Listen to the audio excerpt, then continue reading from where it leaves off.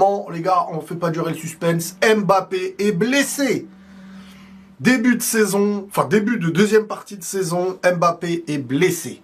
Quelles peuvent être les conséquences de cette blessure pour 3 semaines? Alors déjà, j'entends beaucoup de gens là en train de dire « Ouais, mais t'as vu, pour son record personnel, il s'est blessé, machin. » Bon, moi le premier, quand il se bat pour son record et que sur le terrain, j'ai ressenti que ça pouvait être parfois même, dans sa pensée individuelle, problématique pour le collectif. Si on perdait, on pouvait perdre le championnat sur son... Mais à un moment donné, il faut pas mettre tous les mots, tous les problèmes, parce que c'est facile, les remettre sur un joueur. Vous voyez, ça pour moi, c'est manquer de nuance. C'est la porte est ouverte, je fonce dedans, c'est facile, tout le monde va y aller, et c'est pas une analyse très... C'est pas comme ça, je veux dire...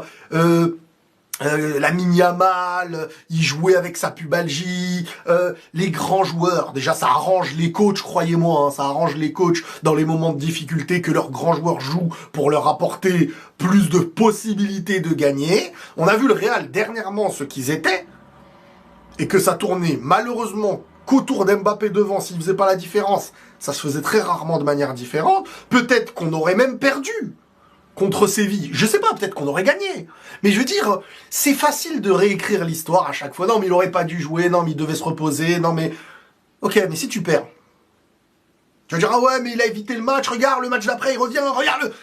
On fait dire ce qu'on veut. Moi, je connais les grands joueurs. On sait c'est comment avec eux. Que ce soit Mbappé, Cristiano et tous les grands joueurs. Yamal en ce moment et tout. Tous les grands joueurs.